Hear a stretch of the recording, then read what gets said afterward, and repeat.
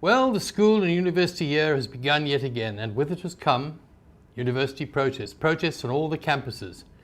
Students, as you may recall, last year won one round, and that was when they got the government to backtrack on increasing fees, university fees on all the campuses.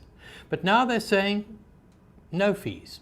They're questioning the whole basis of the fees, and what they're doing is they're quoting the Freedom Charter. The Freedom Charter, of course, as you may be well aware, was a document adopted in 1955 by the Congress Alliance, led by the ANC, and is still in many ways the guiding program of the ANC. Now, what the students are quoting, and I will actually read to you the relevant passages. The relevant passage of Clause 8 of that charter says, "Education shall be free, compulsory, universal and equal for all children."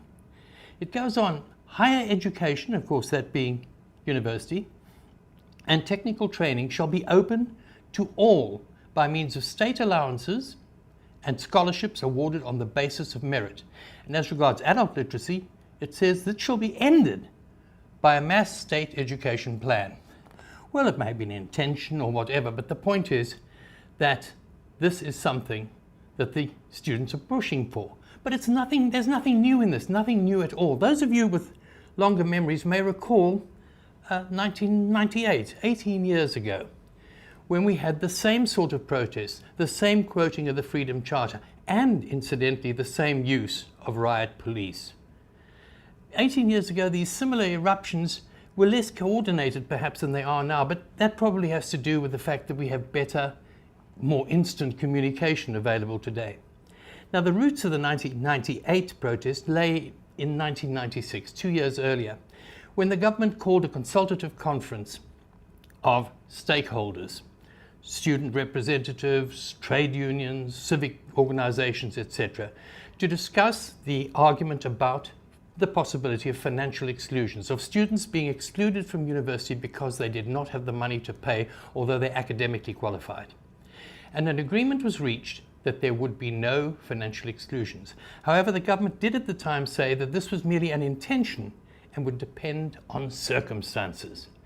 Well, circumstances probably changed, certainly did, because although there were no further consultative conferences, in 1998, thousands of poor and working class students, academically qualified, were financially excluded, and the eruptions happened. What's different now, I think, is that there is no clear support from the official trade union movement for these protests. Yet at the same time, you see, the trade unions have said it's not the university administrations. The problem here with university fees, with free education, problems throughout the society are largely the responsibility of the government's own macroeconomic policy, the policy that came in as the Growth, Employment and Redistribution Program in 1996.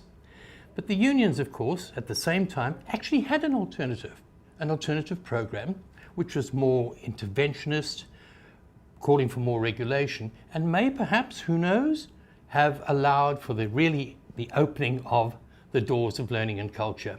I think it's actually beholden on the unions to come up with an alternative, some sort of alternative package. They may be weaker now, they may be more fragmented, but I think they really should do this. They should perhaps revise their social equity and job creation document of 1996. It might help, but they certainly should be able to put forward an alternative and should be giving support to the students, I think. Anyway, it's these areas that I think I'll focus on in my Inside Labour column, which you can read on this platform, Fin24, tomorrow, and a version of which will appear in the City Press on Sunday. Of course, it's a vital issue and it's up to you.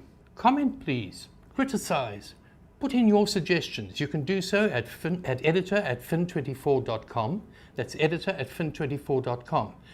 All these suggestions, whatever, will be passed on to me and I will respond where appropriate. Well, for this week, that's all from me. Cheers.